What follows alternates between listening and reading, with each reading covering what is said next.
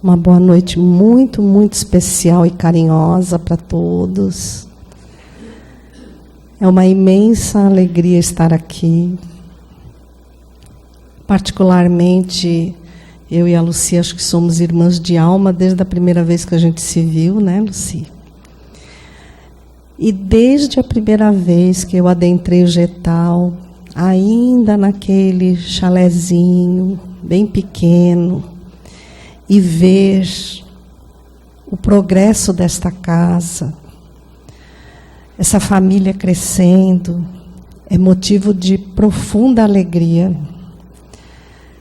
Eu digo que para nós e para a doutrina espírita, porque hoje, visivelmente, as pessoas estão precisando de aconchego, de ânimo, de renovação, de alento. E a nossa proposta desta noite, embora o tema Cristos planetários, não é de forma alguma demonstrar qualquer tipo de conhecimento. Então eu peço que abram o coração, para que nós compreendamos o valor de sermos acolhidos nesta casa chamada Terra por alguém chamado Jesus.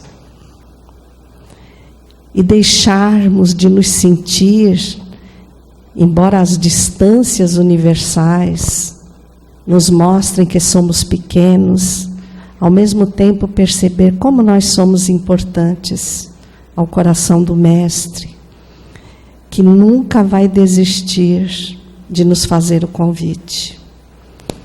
Então, e normalmente eu não trago slides, vocês sabem, mas eu acho que precisava que eles estivessem à disposição de vocês.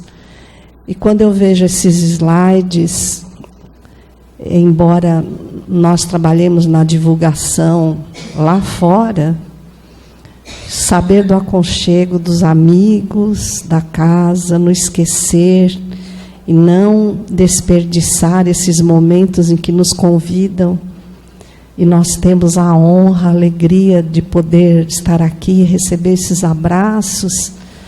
É assim que eu gostaria que todos vocês se sentissem com relação a Jesus. A alegria do acolhimento do Mestre conosco. Então hoje, embora sejamos espíritas, muitos de nós olham lá fora a situação do mundo e acabam assimilando um jargão popular que diz, realmente não, a Terra não tem jeito. É literalmente o fim do mundo, não vai dar certo. Cada dia está pior. E quando ouvimos isso repetidas vezes, colocamos no coração que, já que temos essa possibilidade, a gente deveria trazer a biografia desse homem, desse espírito ímpar, para nos dar a certeza de que nós estamos sob o comando amoroso de um espírito infalível.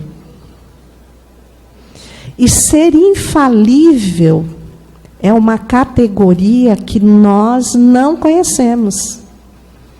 E é tão interessante que a gente pergunta aos espíritas, olha, no livro dos espíritos, no item que trata da escala espírita, nós temos 3 graduações, que são espíritos imperfeitos, espíritos bons e espíritos puros. E a gente pergunta em qual categoria nós estamos. E a maioria diz, graças a Deus já estamos nos espíritos bons. Porque a gente está trabalhando pelo bem. E a notícia é, nós não fazemos parte da categoria dos espíritos bons. Nós estamos nos espíritos imperfeitos, onde a matéria tem mais importância do que o espírito. Ou tudo que é material tem mais importância daquilo que é espiritual. Os valores transitórios nos tomam infinitamente mais tempo do que os valores morais, do que as aquisições espirituais. Espíritos bons são aqueles que nem em pensamento supõem o mal. Seremos nós? Em que o espiritual sobrepuja a matéria.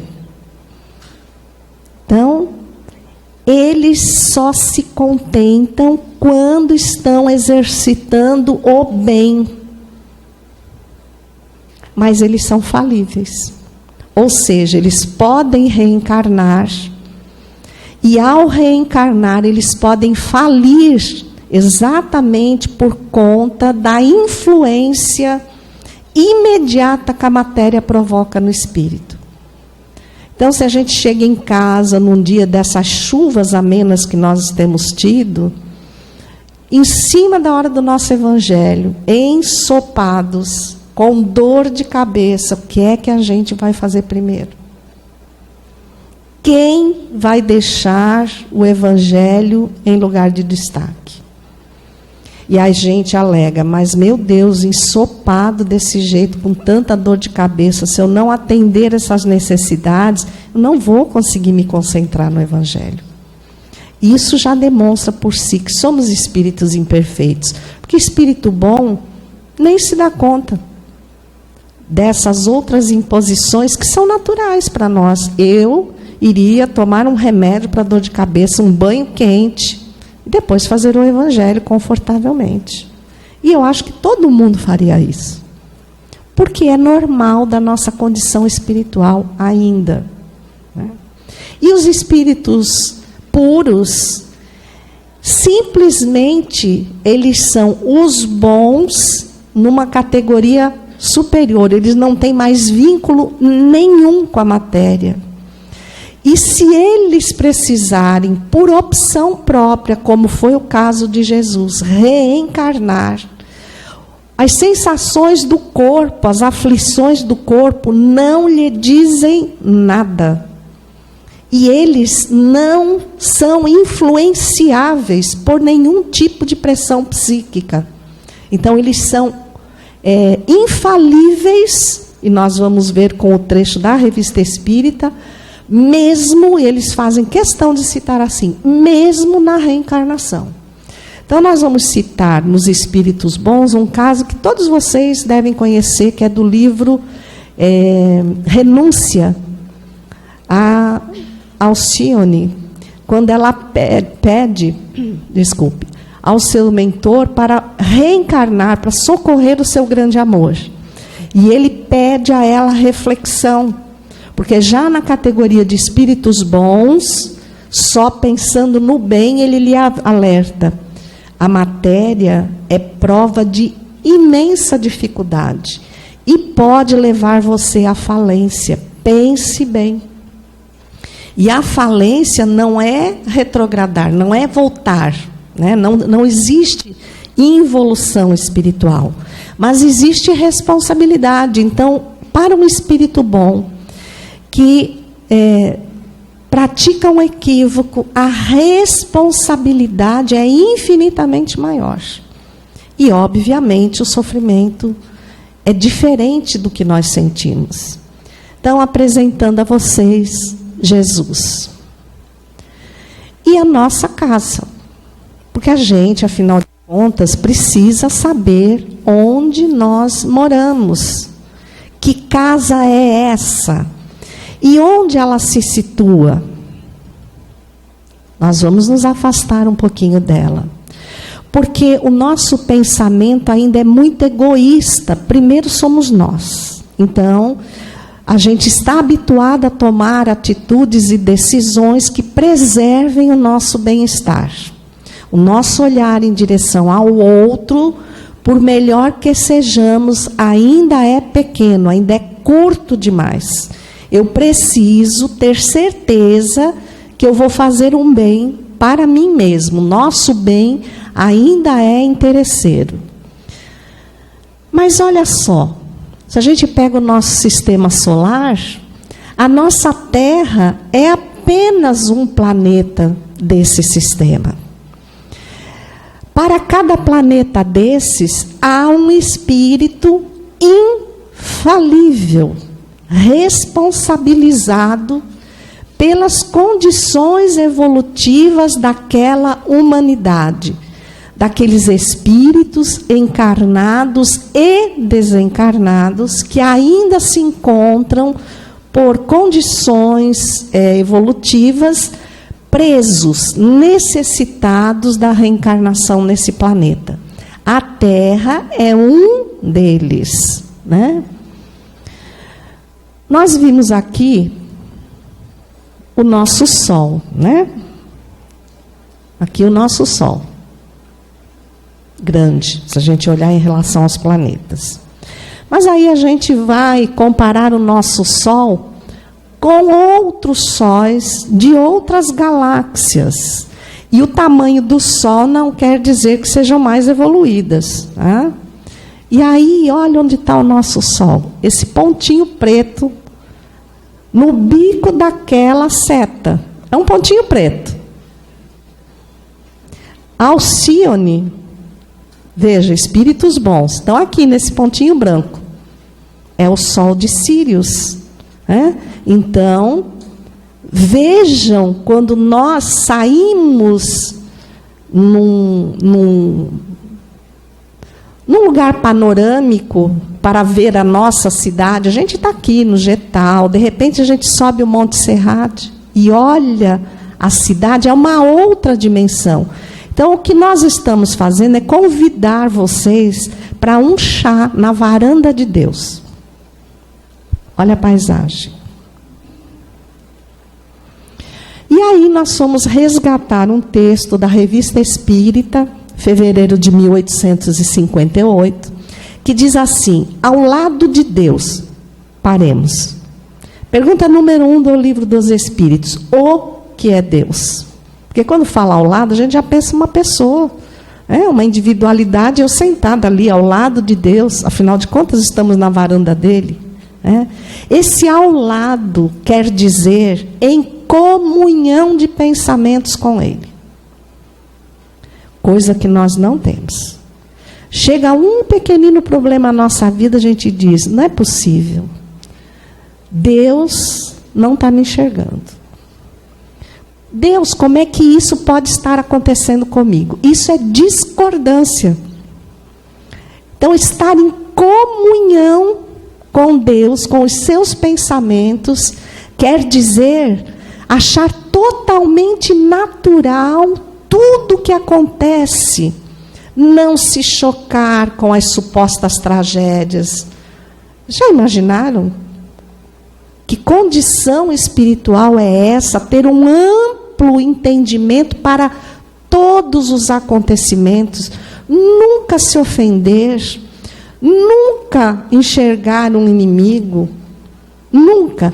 Não aceitar que existem injustiças. Ter toda a amplidão do entendimento para reconhecer que não existem injustiças. Então, veja a grandeza desses espíritos.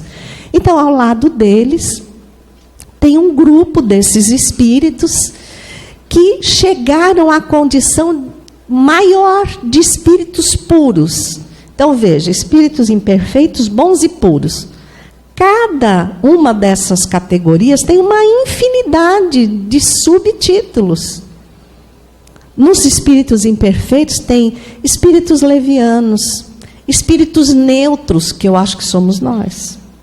Porque nós já estamos empenhados em tentar não fazer o mal, mas a gente ainda faz. Mas não estamos tão empenhados em fazer o bem. Então a gente está neutro. Porque não basta não fazer o bem, não fazer o mal. É necessário fazer o bem, porque senão nos tornamos responsáveis pelo prejuízo da ausência do bem que poderíamos ter feito, que não deixa de ser um mal. Livro dos Espíritos. Então, esses espíritos são chamados Cristos. Um deles passou pela Terra há mais de 2000 anos atrás. E nós imaginamos o esforço que não foi para ele, totalmente desvinculado do campo material, se submeter às pressões de um corpo físico para exemplificar. Porque o primeiro capítulo, muito bem escolhido por Kardec, para abrir o livro, o Evangelho, é: não vim destruir a lei. Então, ele não veio desdizer tudo que havia sido colocado até a sua chegada. Ele veio acrescentar, mas ele veio exemplificar. Jesus não escreveu uma única palavra. Tudo que ele falou ou fez foi colocado nos evangelhos por outros espíritos e ainda assim da forma como eles entenderam. Vejam só. Esses espíritos, ainda na Revista Espírita, são infalíveis. E eles fazem parte de um conselho do Altíssimo, que recebem diretamente, onde está a palavra, entendam que essa foi a forma como Kardec encontrou de passar para nós como as coisas acontecem no mundo espiritual. Verdadeiros representantes da divindade, da qual tem o pensamento, é entre eles que Deus escolhe os seus enviados para as grandes missões. Evolução em dois mundos. Entre eles e Deus há uma comunhão indescritível. Então, por mais que se tente explicar, nós não vamos conseguir entender essa comunhão de pensamentos, de tal forma que Deus cria incessantemente. Então, ele oferta ininterruptamente o fluido cósmico universal, que é a matéria-prima de tudo que existe no universo. E eles, como arquitetos de Deus, ou co-criadores em plano maior, fazem essas construções que permeiam o universo. Então, Jesus não recebeu a casa pronta. Ele foi chamado a construí-la. A terra foi criada minuciosamente por ele, claro que com uma equipe fantástica, pensando em nós. Ele não fez uma casa e disse: quem quiser ir para lá, vai. É uma obrigação que eu tenho, então vou logo realizar essa tarefa. Como muitas vezes nós fazemos com a nossa vida. Fazer o quê, né? Mais um dia, começa tudo de novo. Como assim começa tudo de novo? Não é mais um dia, é um dia novo. E da mesma forma que Deus exala esse fluido e confia a espíritos da envergadura de Jesus para que eles façam as melhores construções, o fluido universal, ele permeia todo o espaço que nós consideramos vazio. Está ao nosso redor, entregue em confiança a nós para o modelarmos.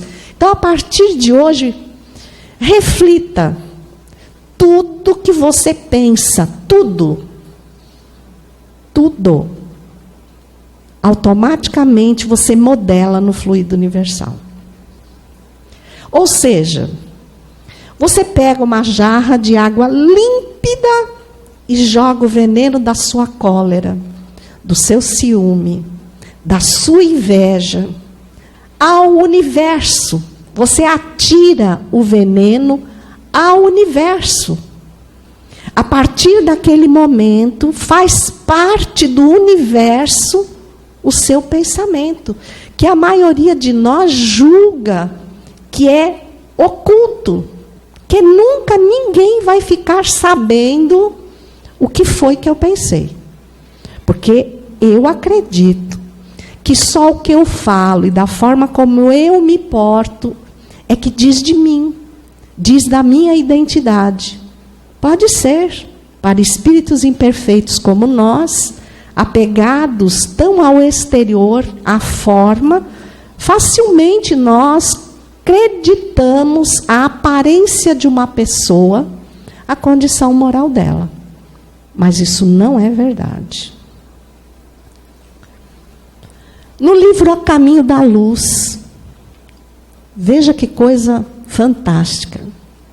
Na direção de todos os fenômenos do nosso sistema, está falando de sistema solar, vários planetas, existe uma comunidade. Um espírito puro já é demais para nós, né? Agora imagine uma comunidade de espíritos puros, e veja que ele não diz tem tantos espíritos puros quanto são os planetas. Não está falando isso. Está falando que tem uma comunidade de espíritos puros, infalíveis, no comando do sistema, em cujas mãos se conservam as rédeas diretoras. Quem disse que esse mal que nós estamos enxergando aí não tem um fundo de bem, infelizmente, um mal necessário, porque ele faz parte da nossa escolha.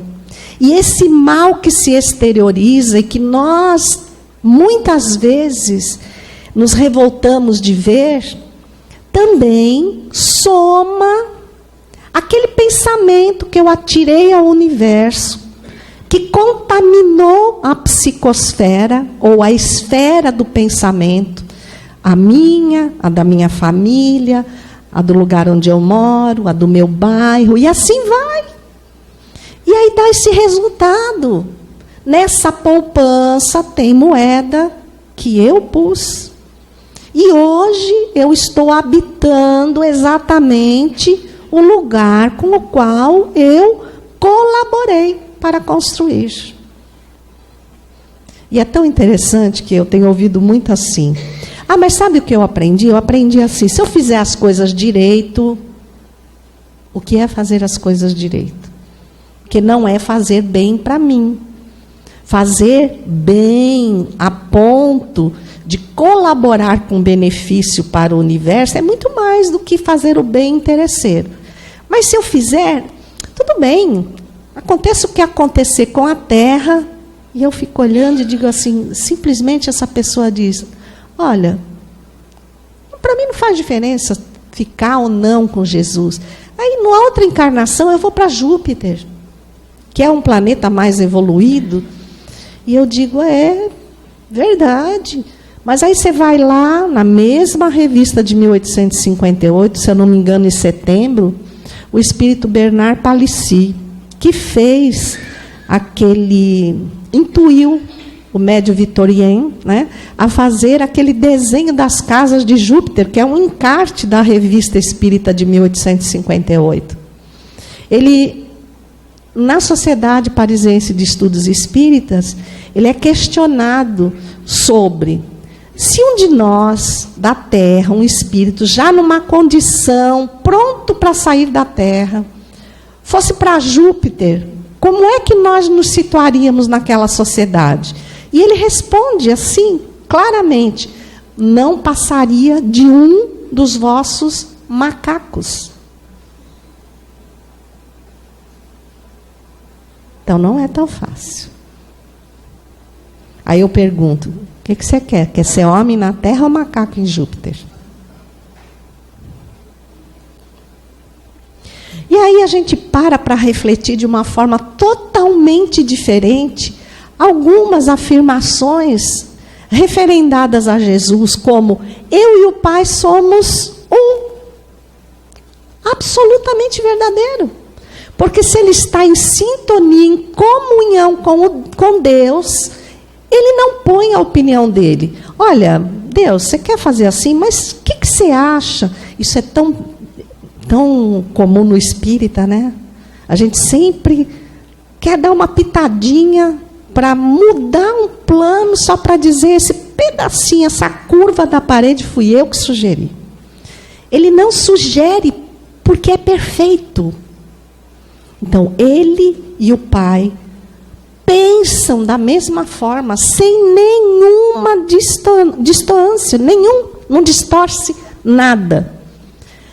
Respondeu-lhe Jesus: em verdade vos asseguro, antes que Abraão existisse, eu sou. Então, o que ele quis dizer com isso? Abraão, no Velho Testamento, ele abre o Velho Testamento. Então, assim, mais velho que Abraão, a gente até costuma dizer isso. Quando se falava de Abraão, a época de Abraão, ele, Jesus, já era um espírito puro. Isso é o que quer dizer essa frase. Ou seja, ele já tinha caminhado todo esse processo evolutivo e atingido o mais alto topo de espírito puro que está ao alcance do nosso entendimento. Porque talvez, quando a gente for para Júpiter, nós vamos entender categorias de espíritos puros de forma totalmente diferente, mais ampla. Então, dizem, e Haroldo é alguém que faz essa afirmação baseado nas escrituras, que nos cálculos estatísticos de uma evolução não assim tão horizontal como a nossa, né? Porque a gente, para subir um degrauzinho, está difícil. Eu creio que Jesus evoluiu de uma forma mais vertical, né? Que quando a Terra foi criada, ou quando ele criou a Terra, o sistema solar onde ele evoluiu já tinha desaparecido há mais de 4 bilhões de anos. É o tempo que nós temos de Terra hoje. De vida na Terra hoje. Então, veja. Aqui nós estamos vendo a nossa galáxia. O que é a nossa galáxia? É uma comunidade de sistemas solares. E a astronomia diz que a nossa galáxia, a Via Láctea, tem em torno de 200 milhões de sistemas solares. Vocês conseguem ter a dimensão disso? Dá para ter a dimensão disso? Olha lá. A nossa galáxia. Um mundo de sistemas solares, numa espiral, evoluindo continuamente, sob a direção desses espíritos. E onde nós estamos nessa galáxia? Ah, fácil. Olha lá. Os astrônomos deduzem que nós estamos entre a borda, né, e o miolo, o núcleo, a uma distância de aproximadamente 30 mil anos-luz. Ou seja, para nós atingirmos o núcleo ou a borda, a gente tinha que viajar à velocidade da luz por 30 mil anos. Só na nossa galáxia. Por que eu estou fazendo isso? Para vocês irem construindo a dimensão de Deus e concluírem ao final se realmente a Terra está à disposição daquilo que nós decidirmos. Se realmente esse mal está numa batalha contra o bem e com o risco do bem perder. Porque nós estamos desacreditando de Jesus. Nós não nos damos conta. O problema é que Jesus não precisa de ibope, porque ele é um espírito puro. Mas nós, quando desacreditamos dessa figura segura que conduz, está no comando, sabe tudo sobre o que está acontecendo na Terra, nós entramos numa faixa de sintonia muito direta, muito fácil, com os espíritos infelizes que estão em momento de desespero, trazendo o mal com uma publicidade incrível, de tal forma que nós acreditamos. Se essa contabilidade fosse justa e os jornais tivessem que citar todo o mal que aconteceu na Terra, mas todo o bem, nós iríamos ter certeza que o bem está avançando, superando o mal. E aí eu sugiro a vocês, eu não me recordo agora o nome do autor, mas tem um livro chamado Os Anjos Bons da Nossa Natureza. Não é espírita, aliás, não é vinculado a nenhuma religião. É o estudo de um grande historiador, um pesquisador da humanidade. E ele vai trazendo a história da humanidade, as estatísticas, ele comprova que o bem superou o mal. Já existiu períodos em que o mal ombreou com o bem, em que o mal era superior ao bem. Então a Terra está evoluindo, só que nós espíritas, graças à pedagogia ímpar de Allan Kardec, nós temos um manual de vivência totalmente desperdiçado. Porque a gente pergunta aos espíritas, gente, ser espírita não é frequentar o centro no dia de Evangelho e Passe. Ser espírita é ter a convicção do que é o espiritismo, não é ser perfeito. E lá no capítulo 17 do Evangelho, sede perfeitos, os bons espíritas é aquele que empenha todo o esforço em domar as suas más inclinações. Ponto. Mas também precisa conhecer. Você é espírita por quê? O que te levou a escolher o espiritismo? Ah, porque eu vou lá no centro, eu tomo um passe, eu saio tão melhor. Só isso. Sem embasamento nenhum. Quem é Allan Kardec? Ah, sei lá, é um homem que escreveu uns livros aí, né? Que instituiu como é que faz na casa espírita. Não é isso. Você pega os evangélicos, eles sabem tudo, então não tem discussão com eles. Eles são convictos. E o espírita não é convicto. O espírita é o que tem a maior gama de informações, mas ele não se interessa por estudar. O estudo espírita não é para formar trabalhadores, é para nos mostrar como administrar a nossa vida e nos comprovar que o caminho do sofrimento é opcional, não é caminho obrigatório de evolução. O sofrimento é escolha nossa. Ah, não pode ser. E o karma? Karma?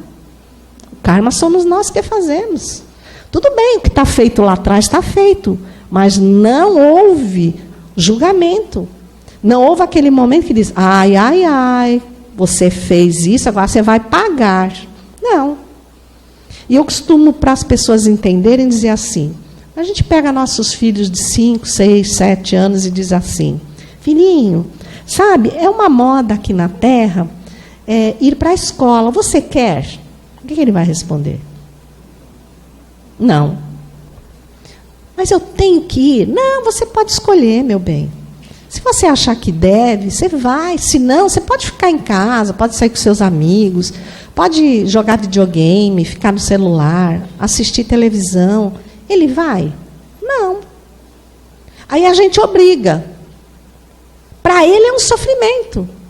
Ele olha para você e acha que está sendo castigado. Por quê? Porque ele não entende a importância desse aprendizado. E não somos nós. Nós estamos matriculados na escola chamada Terra, mas nós não queremos. A gente queria estar por aí, fazendo o que der na cabeça. E muitos de nós são pessoas honradas, porque têm medo da lei. E olha, aqui no Brasil, hein? Que a lei, né, é relaxada mais do que escova progressiva. Então, assim, você tem medo. Mas se não houvesse punição, nem corresse risco, a gente faria. Emmanuel diz assim, nós não erramos mais por falta de espaço.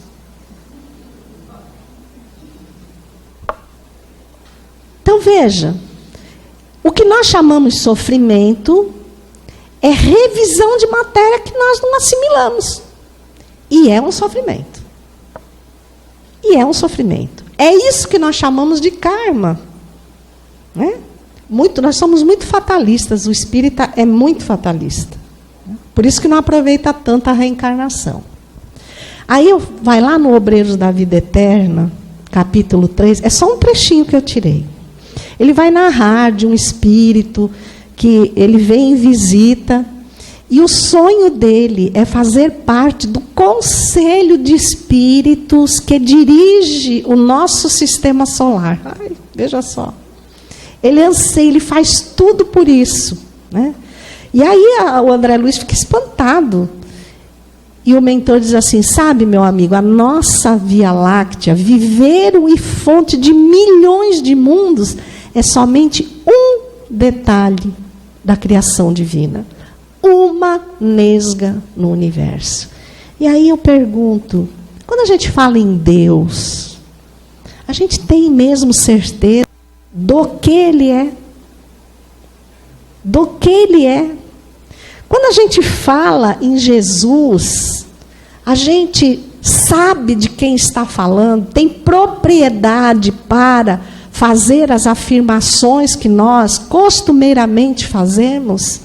Aqui uma visão, uma projeção da astronomia, do passeio das galáxias.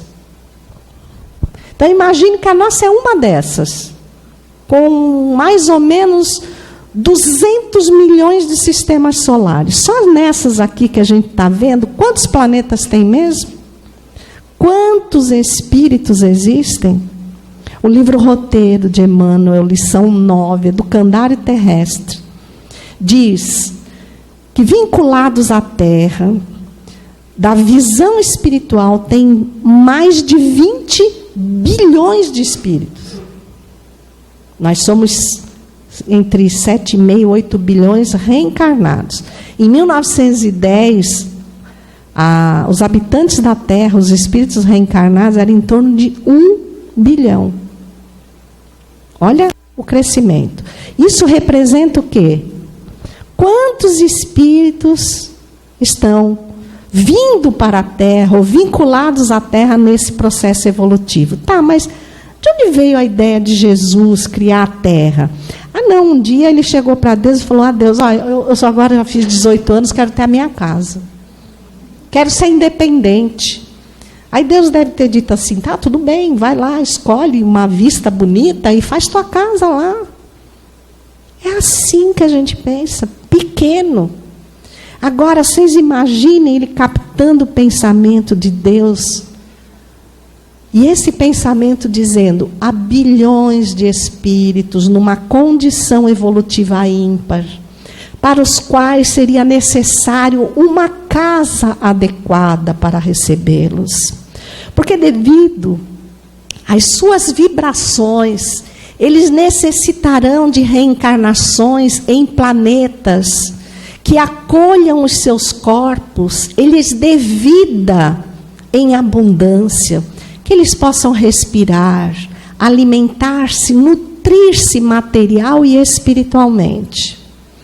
E aí, esses arquitetos de Deus, com medições perfeitas, traçaram as coordenadas onde deveria ser construído esse planeta. Porque nós precisamos gravidade, porque os nossos corpos são densos, porque eles são o espelho da nossa condição espiritual, da forma do nosso perispírito. Então, a gravidade tinha que ser exatamente aquela, para que nem ficássemos rastejantes e nem ficássemos soltos na atmosfera. E eu estou falando só do aspecto material. Então, foram coordenadas exatas. E a dimensão da crosta, tem um estudo sobre isso, que fala sobre as provas da existência de Deus. Vocês procurem na internet provas da existência de Deus. Eu vou me lembrar o nome do autor, mas ele foi por 40 anos diretor do Museu de História Natural de Nova York. E ele faz um relato na década de 60. Morrison, o sobrenome dele é Morrison. exatamente no momento de descrédito de Deus, porque nós tivemos momentos na humanidade em que os homens disseram: Deus não existe, não pode existir para tanta coisa estar acontecendo. Foi a Revolução Francesa, a Primeira e a Segunda Grande Guerra, e agora, recentemente, foi feito um levantamento pela ONU, em que o número dos que se declaram ateus, dos que não acreditam em Deus, aumentou drasticamente. E não é que não acredita, é que não aceita, não consegue compreender como é que um Deus que é bom, justo, generoso, permite tanta adversidade. Então, ele prefere acreditar que Deus não existe do que aceitar essa condição, porque ele não entende, porque ele não estuda. Se ele entendesse, por exemplo, as leis da física, a lei de ação e reação, eu atiro uma bola na parede, e a velocidade e a distância geram o impulso de retorno daquela bola. Ponto final. Física materialista. A lei de causa e efeito atinge o universo e fundamenta a lei de ação e reação. Então, tudo que eu lanço ao universo, na distância e na dimensão que eu lanço, vai retornar para mim. É automático. Agora, como eu estarei preparado na hora que isso voltar, vai fazer toda a diferença. Toda a diferença. Eu atiro um material, enquanto ele vai e se espalha, eu o estudo e percebo o mal que fiz. Então, eu me transformo, colho e semeio o bem com aquele material que eu tinha atirado antes. Então, nós estamos aqui exatamente para reaprender, fazer diferente. Porque hoje nós temos melhores condições espirituais. Na Idade Média, eram heróis, eram grandes os homens que matavam, os homens que assimilavam, para não dizer outras palavras mais densas, o que pertencia aos outros. Hoje isso nos escandaliza. Nós apontamos os defeitos, nós sabemos o que é certo e o que é errado. O problema é que nós só apontamos lá fora e aqui dentro. Como é que está sendo a minha vivência cristã? Então, vejam, quando a gente fala cristã, é em comunhão com o pensamento de Jesus. Quando surgirem as situações, eu paro e digo: como é que Jesus faria no meu lugar? Lógico, eu não vou fazer igual a ele, mas eu vou trazer a responsabilidade que o que eu fizer vai voltar para mim.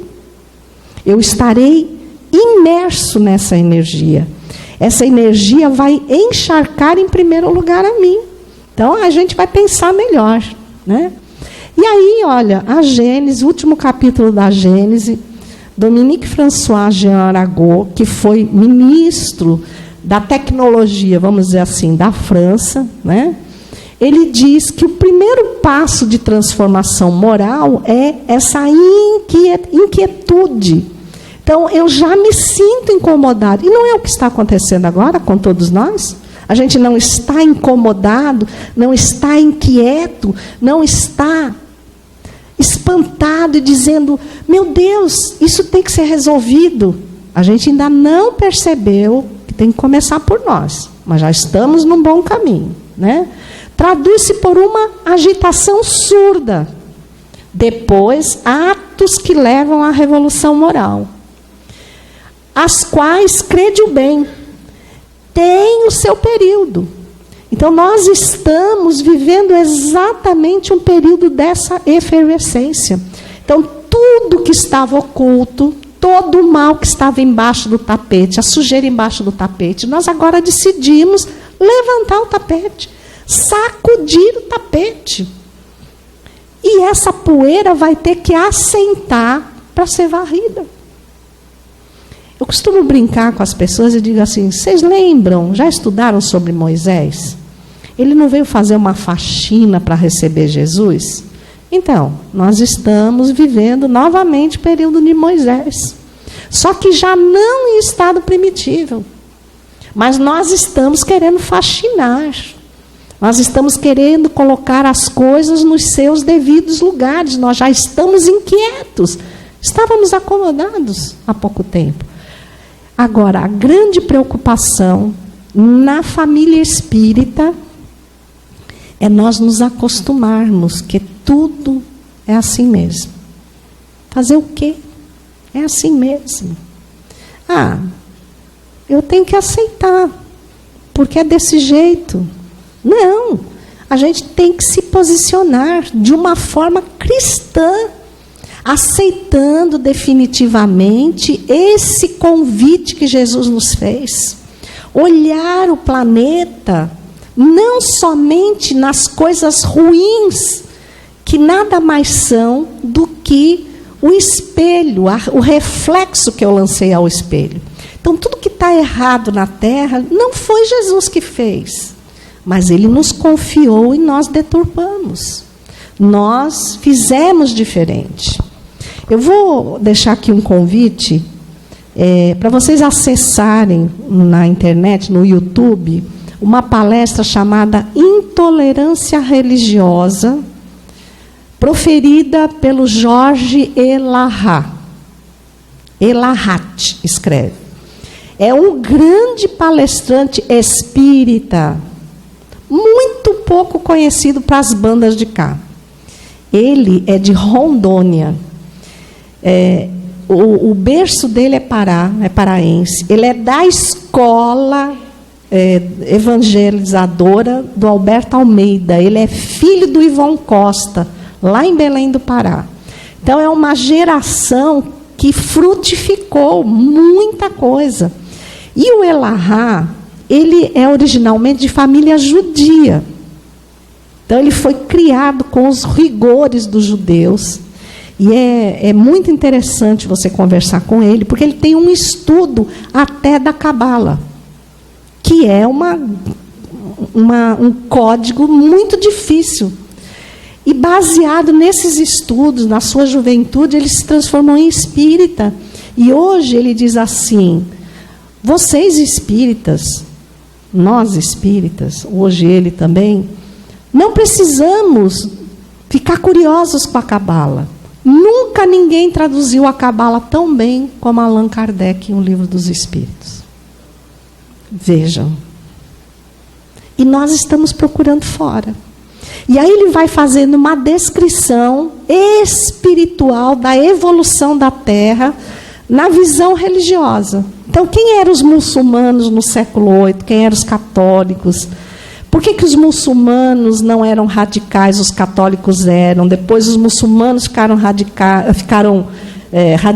os católicos não. Ele vai narrando, você fica espantado de descobrir onde você está inserido. E ele deixa muito claro, Jesus não está preocupado com as religiões.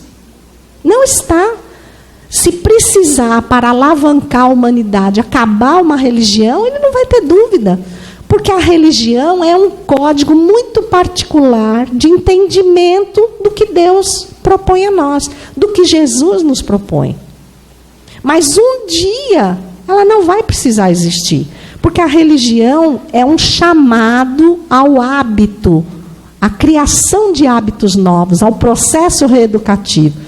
O dia que eu entender que esse processo reeducativo é da alma, está fartamente na reencarnação, eu vou criar hábitos diferentes. Então, eu não vou precisar mais vir ao Getal, ou ao Caminho do Cristo, ou à igreja, em tal dia, a tal hora, e abrir um espaço na minha agenda para, naquele momento, esquecer meus inimigos, esvaziar meu sentimento ruim, colocar coisas boas, ouvir o Evangelho, tomar um passo, tentar fazer esse motor pegar. Não, vai ser um processo natural. Vai ser religiosidade, que é a ação dos conceitos morais, que as religiões pregam. Então, Jorge Elarrat é um grande expositor espírita que traz um conhecimento totalmente diferenciado para nós. e que nos mostra, numa outra linguagem, como nós somos privilegiados. Porque ninguém mais, ninguém menos que Jesus, um Espírito puro, em comunhão com Deus, criou a terra. E eu, você, fomos convidados por Ele.